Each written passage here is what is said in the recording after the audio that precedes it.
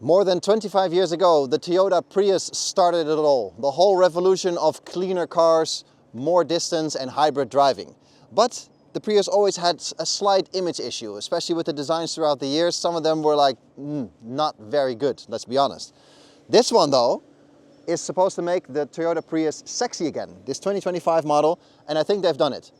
My name is Peter, and in this video I'm going to show you around this Prius and give you all the features and the rundown on if this is a good car or not. I think starting here on the front, the whole design task that Toyota set itself of making this car appeal to more people, job well done. Especially on the front, I think with this daytime running lights and the main beams underneath and this sort of fin in the middle, this wing, I think they've done a really good job. I think this is a good looking car. The color, by the way, sunset yellow, in case you're wondering. It's a €1,000 optional extra. If you go around the car, the theme with the Prius obviously is range and economical driving, and for that you need an aerodynamically efficient car. So the whole shape is very carefully crafted to be as slippery as possible and as streamlined as possible. That has some consequences for both the exterior and the interior, as we'll see later. But I think as far as curb appeal again, this shape certainly works. We've got 19-inch wheels on this version, and with this yellow we have a little bit of a two-tone color combination going on with the black around the window frames, the black roof, and there's a bunch of black accents in the rear as well, and of course the black mirrors. I think it looks quite nice, especially with this sunset yellow. Where streamline is of course the main theme, they haven't overdone it in some areas. Here on the front, for example, normal door handle, nothing going wrong there, and the rear door handle is up here in the pillar. Okay, works for me. We got the fuel cap over here, we got the charging port on the other side because it is a plug-in hybrid. About the powertrain more later. Here in the back, it's the same story as in the front. I think they've nailed it. This is a good looking car from the back. Nice chunky bottom, but still proper design with this light bar all the way through. We got the cameras hiding over here. I think this looks really well. I think it really works, especially with this black, yellow, black. Really, really nicely done. While we're back here, obviously we got to have a look in the boot. It's not good news, I'm afraid. It's only 280 liters. So it's not big, there's no way around it. It's at least a big opening, so that's quite nice. And we have the Toyota foldable flimsy load cover that you can easily put under the floor for some extra space. But you can see with the charging cable inside, it's basically taking up half the boot space. So it's not big. This is not the car you're going to pick to go on ski holiday. Even though you technically, I'm sure you can, people in the comments, but yeah, it's not for that. When you put the rear seats down though, you get an additional 1,000 liters, of course, which makes it slightly more usable. But then you lose half of your car basically, so not that practical. When I take this out, there is some space under the floor. A little bit of styrofoam squares for your towing bar and so on, and some storage over there, but it's not really usable space, is it? The big thing missing here in the back though is a window wiper. I understand it's bad for aerodynamics and Toyota says yes, but the heating is strong enough to vaporize any droplets on your window. I get it, but in real life, it just doesn't work. Every time you're slowing down, every time you're at a traffic light, your window is full of rain. When you have to park outside, every time you leave, your window is covered in frost and it's hard to get off. It's just not practical, and I cannot imagine how many percentage range you lose with putting a wiper here or integrating it up there. So it's a bit of give and take, but this is just not practical. What you'll see though is that the window is quite long and sloping. It's very flat, obviously contributing to the whole body shape. Another interesting feature is, if you look a bit closer over here, is that there's solar panels on the roof. This is the special solar edition, and that gives back a little bit of extra range into your battery. More on that later when we get to the inside, because then I can actually show you the graph as well. Overall though, I think it's quite a good looking car. I think it's a handsome vehicle, especially with this bright color. The whole shape works, and I think Toyota trying to appeal to a younger audience as well with this car, I think job well done. Here in the front of the Toyota Prius, it is all buttons, which is fantastic. No touchy, swipey surfaces at all here, so that is excellent. That's a bit of a theme with the Toyota if you've seen our previous videos of the past couple of weeks. It's all about the buttons, so that is excellent. No different than this car. I'll take you around. Starting here on the left with normal window control and normal mirror control. Super easy, everybody gets that. And we have some seat memory functions here on the left. For the driver's seat is electric and the passenger seat isn't. They're both heated and cooled though, and we also have seat heating in the back, so that is excellent. Then here on the left I have a couple of buttons for my steering wheel heating, my adaptive lights, and opening the boot and the fuel filler cap, so that is all pretty standard. And a bit hidden away I have my trip computer. I'm not really sure why that's over there, but there's some physical buttons there. So there you go. On the other side of the steering wheel there's also the parking button and the camera view button, also a bit hidden away, but they are there. The steering wheel is a bit of a departure from other Toyotas because all the buttons are here in the middle next to the horn and the airbag. And frankly, it is ugly. It was the first thing my 11-year-old said when he saw it. He was like, oh, what is this? It's not good looking, but it is very functional. So instead of having the buttons here on the spokes, it is all here in the middle and you operate everything with your thumb that way. It's very functional, it works really well, but it's not good looking, especially not with the sensors above the steering wheel and then this sort of whole tunnel. It doesn't look good, but it is functional, like I said. We have normal stalks for your indicators and your wipers, so that's good too. And then speaking of tunnel, we have this sort of avenue here in front of the driver with the display all the way out there. So normally you would have your driver's display sort of right behind the steering wheel so you can see through the wheel what's going on, or you have a head-up display on the window. This is sort of an in-between solution, which usually means it's neither. So the display is quite far away and it's not quite high enough to be a head-up display, but still a lot higher than a normal driver's display. I don't mind it. It is nice to have it up there so you don't have to take your eyes off the road too far. But it is a bit far away, and that's actually a thing in general. I feel very far away from the front of the car. You can see that the dash is quite deep, and that's even before you start to look over the bonnet. So I'm quite far removed from the front of the car. So that takes a little bit of getting used to in terms of how you view out, but also how you maneuver the car. The display itself is great, plenty of information on there. You can put anything from your navigation to your state of charge and so on there. The screen itself is only maybe this big because on the sides it's only warning and status lights. So if your lights are on, your daytime running lights and so on. But the actual display is relatively small. The benefit of a display solution like this is that head-up displays are generally not nice to look at with sunglasses on, and I almost always drive with sunglasses on. So for me this is great, and obviously at night it's nice and bright as well. So all is well there. Then moving to the middle, we have the big infotainment screen here, which is the classic Toyota screen as we know it. Nice and responsive, all the information that you need is there, Navi, your radio, your apps, your settings and so on. It's very much Toyota. When we go to the car, you can see that they've added a little solar button for this car specifically, which is interesting. So looking at the car, we produced 5 watt-hours today. And that's watt-hours, not kilowatt-hours. This has a 13.6 kilowatt-hour battery for the hybrid system. So, you can do probably about 70, 80 kilometers of electric driving. And so far today, this has added 5 watt-hours. So that's not a lot. Granted, we are in January. It is a cloudy day, so, not ideal. But you can see that over the lifetime of the car, which is 1,100 kilometers for this one, we have added half a kilowatt hour altogether.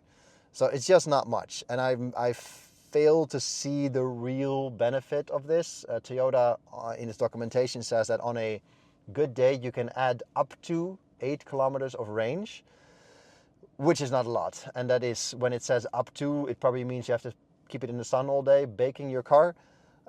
So unless you live 4 kilometers from work, I don't really see the point. And maybe on a road trip on a sunny day when you're on the highway for hours on end, you might add a few kilometers, but that's it. So yeah, great idea, but I don't really see the real world use case here. It just doesn't add enough power. That said, it's nice to have, I suppose. Going further down in the middle, we have some manual ventilation, so that is excellent. We have the mood lighting and sort of this, I'm not really sure what it's supposed to be. It looks a bit like scales, but it's just smooth plastic. Flanking the fully manual climate system, which is excellent. This is exactly how you want it. Real buttons to adjust the temperature, to adjust your fan speed. This is just so much nicer. A little display to show you what you're doing. And then real buttons everywhere. So I can just turn the seat heating on, turn the seat ventilation on. It's just so much nicer to have real buttons this way and not having to do anything in the menu. And the big one obviously is that I can feel my way around here too. I can feel where the button starts and ends.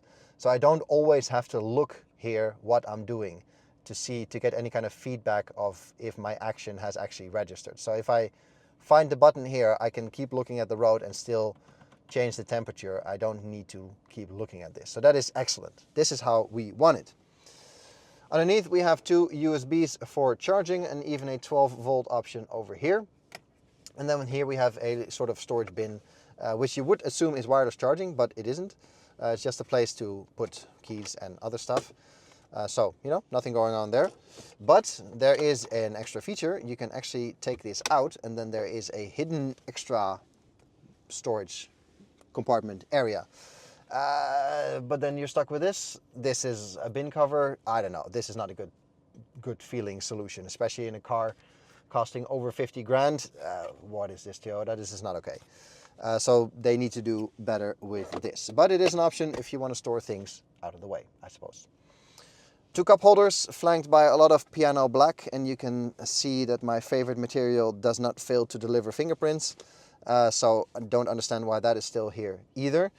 But then we get to the good stuff. This is the entire drive select tunnel, or whatever we call it. Simple selector here for your reverse, neutral and drive and your extra recharge braking, so that's good. Drive modes in case you want to go to sport mode in a Prius. So yeah, those things sort of speak for themselves. Parking button, auto hold, and your traction control off. Same thing as the sport button, pretty irrelevant. These two are interesting though. The first one is the one you'll probably use most of the time, where you let the car decide if it wants to go in EV or HV mode. So that's your combustion engine and your electronic drivetrain. That means the car figures it out depending on battery levels and power requirements, probably what you want most. If you want to switch manually, you use the other one. Then you can just press the button and it switches. Or you can keep it pressed and enter charge mode.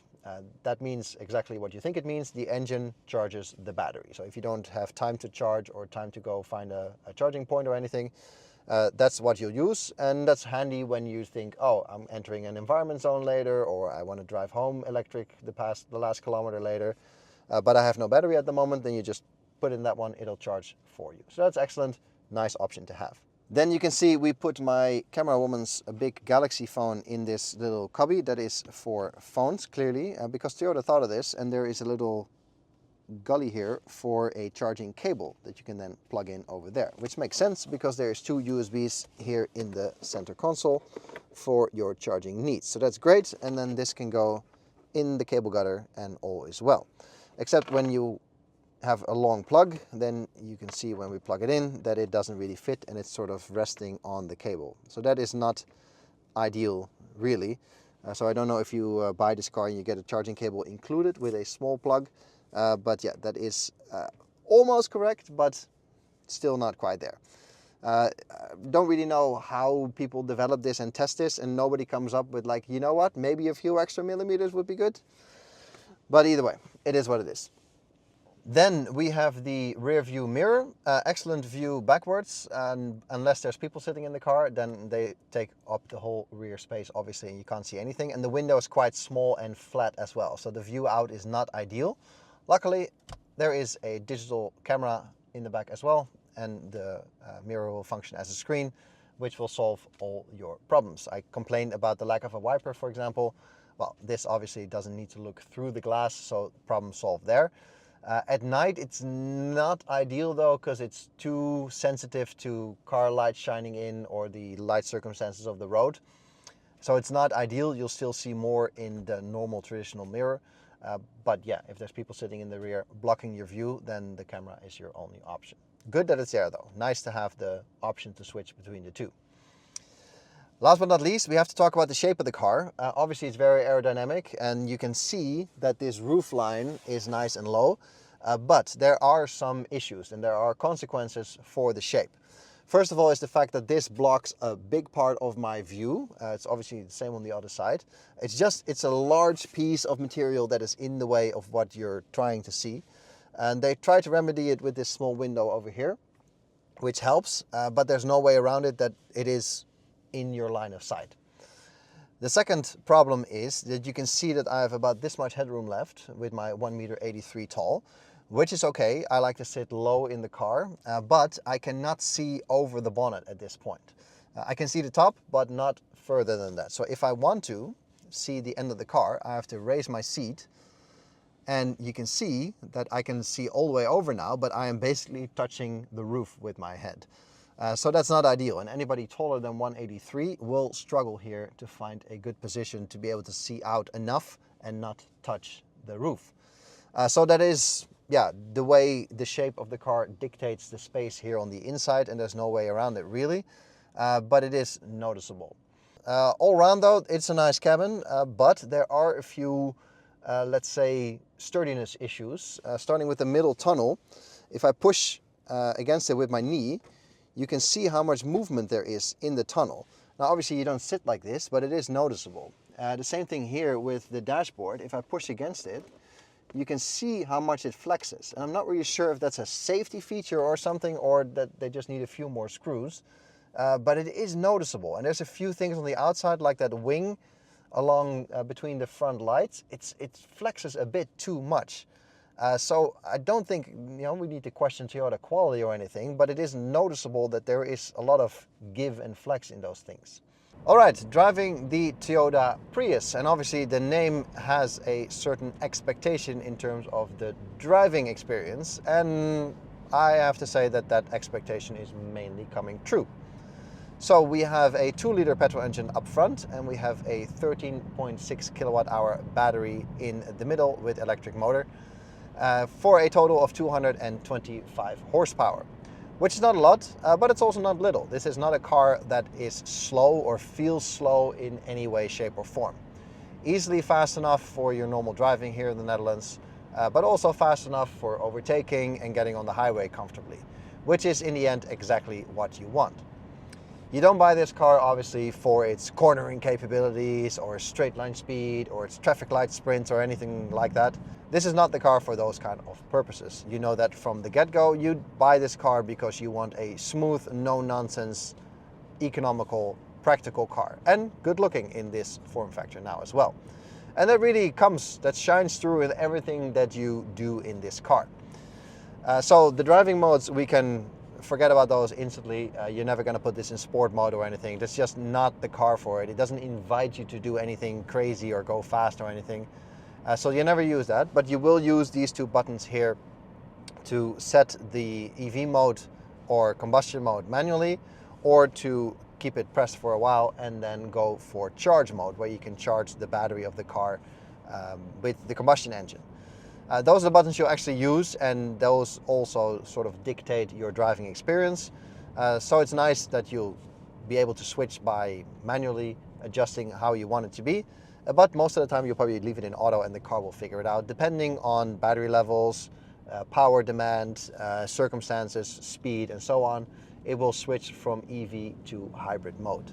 So to turn the safety systems off in the Toyota Prius, you have to operate the controls on the steering wheel and your driver display. So we're going to start here on the left side. We go to the menu, and then you see we create a separate menu on the left side of the screen with several options. So these are all your driver aid systems. It's a whole list, as you can see here. We can scroll through all of them and turn them on and off individually. So the most important ones for me are this one, which is the lane departure alert system. That is a long press on OK. Then you get a separate menu on if you want to turn it on and off, or if you want to keep it on. There are several options in how you want to be notified about any lane departure. I personally want to turn it off, so then it's one click and it is off. Now I have to go back to the menu, and then I have to go all the way to the other side of the menu. In my case, you can see all the abbreviations. This is the one, RSA, Road Sign Assistance. I want to turn that off because that is the camera reading the speed signs, for example, and notifying you if you go 1 kilometer too fast. So one click to turn that off, and you can see it is actually a different color now than the ones that are still on. And then you can go back, and you are back in the main part of the menu, and your systems are off and you're good to go. And it's actually quite nice. This car is a very relaxing way to travel, especially when you put everything in automatic. The car just figures it out for you and will give you the best possible fuel economy. Toyota claims something like 0.7 liters per 100 kilometers, which is of course nonsense, because you know, you can keep charging this car and say that you never burned any petrol, but in the end the electricity has to come from somewhere, right? So that's a number you can totally forget. The number that you'll actually get is also hard to say, because it really depends on your driving style, your state of charge, your battery levels, and things like temperature and so on. It's now 4 degrees. So if I want to drive purely electric, the battery is almost empty now actually, but if I would want to, with a full battery, 13.6 kilowatt hours, maybe 50, 60 in this weather. But when the weather is 20 degrees and sunny, then that might go up a little bit. But it's easily enough for your daily commute, taking the kids to school, sports activities and so on. And most things are likely within an 80 kilometer range of your house, so you can only use the electric motor if you so desire. So that gives you a lot of options, and that is also the strength of this plug-in drivetrain, not only for the Prius but for all plug-in hybrids. It's so versatile. You can really pick and choose how you want to drive and sort of build your driving style around your destination and the distance you need to travel and the location where you are. And that's the same for this Prius. It's so nice to be able to do that and sort of play with the way you interact with the vehicle and your environment that way. So it's a nice option. I think it gives a lot of versatility in the way you deploy this car. And it's also good for people that are maybe not ready for an EV quite yet, or don't have any charging infrastructure around their house, that they still have that range option with the combustion engine, and they can still drive fully electric when they want or need to. And that's, for example, also relevant when you go abroad, where the charging infrastructure is not as good as here in the Netherlands. Now, we're going on the highway now, slightly uphill I have to admit, but we'll put that 225 horsepower to the test. We're doing 30 now, 50, 60, 70, 80, 90, 100, and 10, 20. That's what you can expect in terms of power delivery. You can hear that the engine has to work hard for its horsepower. But once you accept how that works, this is not a car that you'll be flooring all the time, because it has enough horsepower to be able to accelerate onto the highway normally. And also overtaking and stuff is no issue. So you don't need to floor this car all the time in order to get speed out of it, especially with a little bit of extra help from the hybrid system. So, you know, you don't have to do that. And once you feather the throttle a little bit and learn to use the throttle in a way that works with the gearbox, it is a very relaxing driving experience. Here in the back of the Toyota Prius, obviously we have to see if that big wheelbase has an effect on the interior space. And it certainly does. I am 1.83 meters tall, and I can easily sit behind myself, so that is excellent. And also the height of the seat is not an issue for my feet. I can easily put my feet under the seat for additional comfort. What's also nice is the fact that this middle console doesn't protrude too far backwards, so I can actually move my feet around without any issues or sort of ankle bending angles, something we saw in the Porsche Macan, for example. If you can't do that, you basically lose the entire middle seat. Not the case here. I can easily move around, which really creates an extra sense of space. Not so much space here in headroom department though. With my 1.83 meters, you can see I am basically touching the roof already. So anybody taller than me will not be comfortable back here. And it gets worse when I go to the middle seat. Then I already have to hunch over in order to fit. And you can also see that I'm in the lamp. I don't understand why nobody at Toyota sat here while they developed the inside of the car and was like, hey, you know what? It's not so comfortable being under a lamp like this. Why can't they just move it forward 20 centimeters? Who knows? If I go back to my own spot, there is a bit of creature comfort back here. I got window controls. We have heated seats in this version, and we have some USBs for charging, but no ventilation or anything back here, so that's kind of weird. But at least I won't have a cold butt. Speaking of which, you can see that the under thigh support is not ideal either. My legs touch the bench till here, and after that it's all open. So not only will taller people not fit headroom wise, but also their legs will be so far up that it gets uncomfortable in a hurry. For kids, no issues though, but yeah, this is certainly not a car for tall people.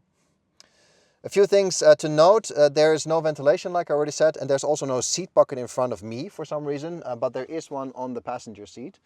So that's an interesting design choice.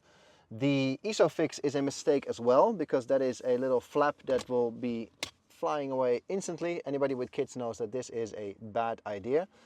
So Toyota across the range needs to find a better solution for this, because I can see that it's cheap, but this is just not functional. What is functional is the armrest in terms of resting your arm. That is all fine, but the exposed cup holders mean you're always sitting there with your wrist or your hand in the hole. So that is not ideal. Other than that though, there's no ski hatch either. It's just the fabric of the back of the seats. And that is really all your features for you back here in the Toyota Prius. It's not bad. Despite all this blackness here, the liner of the roof is light gray, so that creates a bit of air and space in here. And there's also enough light coming in despite the relatively small windows. And the communication with the front is also not bad at all. So as far as that goes, it's good. The seats don't protrude too much, even though the shoulder is definitely in the eyesights of a kid that are a lot lower than me, obviously. But still, the connection to the front is fine. So yeah, nothing really going wrong here, unless you're taller than me. Sitting here, the main thing that you notice is that it is noisier than you would expect. I think that has most to do with the tires. These are of course eco-friendly, range-extending tires that are not good for grip. If you want grip, get different tires. But I think they're also quite noisy, even though they might give you good range. Other than that, there's not much wind noise or anything, because of course this is a very aerodynamic car. The other thing that stands out is that it is very easy to operate anything in here. Thanks to the buttons, you get familiar with this car very quickly. I've had this car for a week now, but it takes about a day and you already know how everything works, because it all does what you think it'll do, and it is in a position on the dash where you think it'll be. So that's very nice. It's very familiar right away that you get in, and there's a very short learning curve in order to get how all the systems work with each other and where the buttons are. My only complaints really are the pillars that come with the shape of the car. That is, yeah, sometimes a bit annoying to have to look around. And the fact that I said earlier, I like to sit low in the car, so it's fine for me, but if I want to look over the car, I have to raise my seat to such an extent that I'm touching the roof with my head. Sort of disqualifying anybody above my length of 183 will not be comfortable in this car. The seats are quite hard, semi-supportive, I suppose. Not really necessary, because like I said, this is not a car for cornering. But thanks to the electric adjustment, at least in my seat, I can get comfortable relatively easily. And because the front seats at least have heating and cooling, it's also fine for a longer journey. But they're not the most sort of soft and squishy seats that I've ever sat in. After a week in this new sexy Toyota Prius, I have to say that I'm pretty convinced about this new form factor. Even today when we were filming, some random person that was walking comes up and says, hey, does it say Prius on the back? This is cool, nice car. And I think that says it all. I think Toyota has done a great job designing a car that has sex appeal and still has all the efficiency and all the benefits of that hybrid drivetrain in the Prius model, as you can expect.